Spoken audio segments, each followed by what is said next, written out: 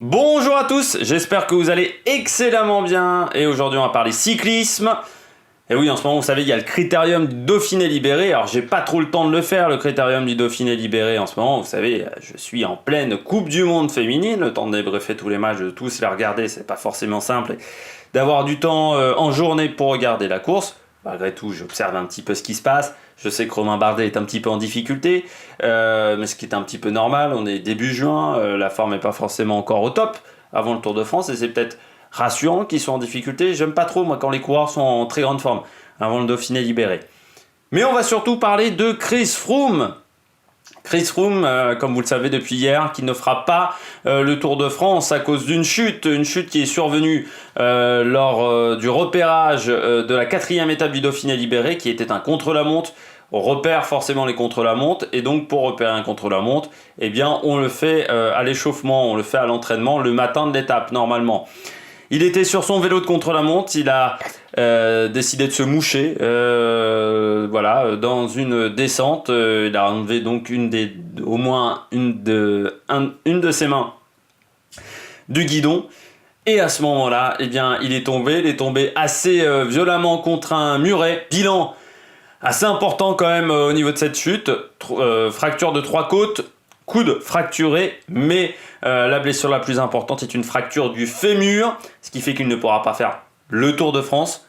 Il ne pourra pas également être présent, je pense, pour moi, du côté de la Vuelta. Ça me semble complexe de revenir à temps pour la Vuelta à ce moment-là, parce que on le sait qu'une Vuelta, ça commence mi-août.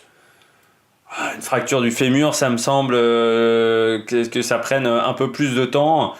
Donc voilà, ça me semble complexe véritablement pour Froome pour la suite de sa saison. Je pense que sa saison est terminée parce qu'il va devoir, bien entendu, retrouver toutes les sensations au niveau de sa jambe. En sachant que c'est un coureur qui en plus a une forme de course assez particulière, il tourne énormément les pédales, donc je pense qu'au niveau du fémur c'est pas simple, même si on sait que c'est le genou, mais bon, ça fait beaucoup de mouvements au niveau du fémur, donc c'est pas l'idéal. Et puis surtout, pour moi, pour Chris Froome, ce qui va être vraiment compliqué, c'est de retrouver la forme de toute façon avant cette fin de saison, donc je pense que pour lui il faut mieux qu'il décide d'abandonner cette saison. Alors pour Chris Froome, c'est quand même pas top parce que depuis le début de saison on l'avait peu vu. Alors c'est toujours un peu comme ça avec Chris Froome, on le voit peu Chris Froome, on le sait avant le mois de juin, mais cette année il avait quand même pas l'air d'être en très grande forme sur ce critérium du Dauphiné libéré. C'est peut-être pour ça même qu'il a fait cette erreur là. Je trouve que c'est un peu une erreur quand même. Alors bon, partir avec le vélo de contre-la-montre, pourquoi pas, mais faire ce genre de geste dans une descente, c'est un petit peu inconscient à 3 semaines d'une grande course, à 3 semaines de son objectif numéro 1 de la saison. Parce que c'était son objectif numéro 1 de la saison, il avait tout mis pour le Tour de France. Il a même décidé de ne pas défendre son titre sur le Giro pour participer au Tour de France. Donc voilà, c'est quand même prendre beaucoup de risques pour pas grand chose. Surtout, il avait l'air donc de le repérer à haute vitesse dans cette descente. C'est le Dauphiné, c'est pas le Tour de France. Les risques, tu les prends au moment du Tour de France. Tu les prends pas au moment du Dauphiné libéré. Donc là, je pense qu'il en a fait un peu beaucoup. Peut-être en manque de confiance également par rapport à ses premières courses de la saison où il n'avait pas été ultra performant. Peut-être en manque de repères sur le contre-la-montre également, Chris Froome depuis quelques temps. Mais bon voilà, mauvaise nouvelle, surtout qu'à 34 ans, ça va pas être facile pour lui de se remettre de cette blessure. Donc voilà, j'attends de voir pour Chris Froome. Malgré tout, est-ce que c'est une mauvaise nouvelle pour Ineos ? Christian Prudhomme dit les cartes sont rebattues totalement. Bon, Christian Prudhomme, il essaye de vendre sa course, c'est normal, c'est le directeur du Tour de France. Je ne pense pas que les cartes soient rebattues. Ineos restera une grosse formation de ce Tour de France et essayera de contrôler la course comme ils le font chaque année. Pourquoi ? Parce que déjà Ineos est une énorme équipe. C'est le collectif déjà qui leur permet de faire ça. Ineos, vous avez des coureurs de talent. Vous avez des coureurs comme Castroviero, comme Christian Knies, Kenny Hérisson, le français. Mais il y a pas mal de lieutenants dans cette équipe pour aider les leaders. Et donc là, on pourrait croire, ils n'ont plus de leader, il n'y a plus Chris Froome. Ouais, faut quand même pas oublier Geraint Thomas, le coureur gallois, vainqueur l'année dernière du Tour de France. Eh bien oui, Geraint Thomas, il est désormais leader dans cette équipe. Alors même si il a du mal, je trouve, avec son après-Tour de France. Il a eu beaucoup de sollicitations. Premier gallois à remporter le Tour de France. Je crois également sportif britannique de l'année. Le gallois, c'est jamais simple. Après un Tour de France, demander à Nibali, qui avait également eu beaucoup de mal après le Tour de France. Au niveau médiatique, c'est autre chose que remporter le Giro ou la Vuelta. Et pourtant, Nibali avait remporté les deux courses avant.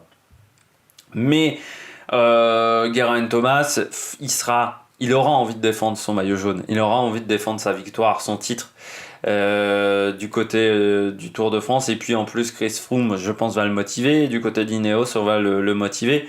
Donc forcément, il aura envie de remporter la course. Et puis, c'est négligé également que du côté de chez Ineos, on a un deuxième coureur qui normalement devait faire le Giro, qui a eu une fracture de la clavicule avant le départ de ce Giro et qui n'a pas pu le faire, et qui, je pense, sera sur le Tour de France et sera en très grande forme sur ce Tour de France. Egan Bernal. Et quand on parle Egan Bernal, on parle grand talent du côté de ce coureur-là. Ça m'étonnerait qu'il n'essaye pas également de prendre le rôle de leader dans cette équipe si Geraint Thomas n'est pas en très grande forme, ou s'il sent un coup. Contrairement à Geraint Thomas, ils auront l'avantage, Ineos, d'être dans la même situation que Movistar, avoir deux leaders. Et c'est un peu intéressant d'avoir deux leaders, parce que s'il y en a un qui s'écroule, vous avez toujours un leader de chance. Et puis surtout, c'est plus difficile pour les équipes adverses de vous contrôler. Parce que s'il y en a un qui attaque, et vous vous mettez dans le rouge pour répondre à l'attaque, par exemple d'un Egan Bernal, et Geraint Thomas contre juste derrière, et vous ne pourrez pas suivre Geraint Thomas. Et donc vous serez mis en difficulté. Le collectif est toujours plus fort que les individualités en cyclisme. Je rappelle, le cyclisme est un sport individuel qui se court en équipe. Il ne faut jamais l'oublier.